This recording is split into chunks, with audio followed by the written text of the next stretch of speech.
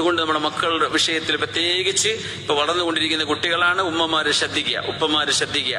അവരുടെ നിസ്കാരം ചെറുപ്പത്തിൽ തുടങ്ങിക്കോ. 7 വയസ്സ് മുതൽ 14 വയസ്സിന്റെ ഉള്ളിൽ നിങ്ങൾക്ക് അവരെ കൺട്രോൾ ചെയ്യാൻ കിട്ടിയാൽ കിട്ടും, ഇല്ലേ കൈവിട്ടുപോയി. 14 വയസ്സ് കഴിഞ്ഞിട്ട് നിങ്ങൾ അവരെ നന്നാക്കാൻ പോകണ്ട, അവരെ കേൾക്കൂല. 14 വയസ്സ് കഴിഞ്ഞാൽ വാപ്പ വെറുതെ ഉപദേശിക്കല്ലേ, ബോറാണെന്ന് പറയും.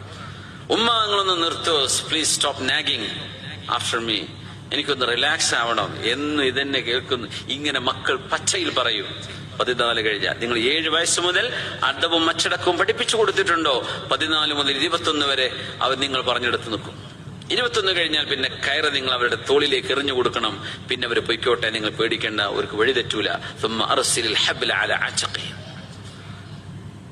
ഈ വയസ്സും സമയവും വളരെ പ്രാധാന്യമുള്ളതാണ്. സമയം കഴിഞ്ഞിട്ട് റെയിൽവേ സ്റ്റേഷനിൽ വന്നിട്ട് കാര്യമുണ്ടോ? ട്രെയിനിൽ പോയിട്ട് കാര്യമില്ല. അടുത്ത വണ്ടി ഉണ്ട്, 4 മണിക്കൂർ കഴിഞ്ഞിട്ട് എന്ന് പറയുന്ന ഇരിക്കന്നെ, അപ്പൊ അവിടെ കൊതുക് അടിച്ചിരിക്കേണ്ടി വരും. അള്ളാഹു നമുക്കും നമ്മുടെ മക്കൾക്കും നമ്മുടെ പ്രത്യേകിച്ച് വിദ്യാർത്ഥിനികൾക്കൊക്കെ അള്ളാഹു ഹിദായത്തിന്റെ വഴി എപ്പോഴും തുറന്നു തന്ന അള്ളാഹുവിന്റെ സംരക്ഷണത്തിലാക്കി തരട്ടെ.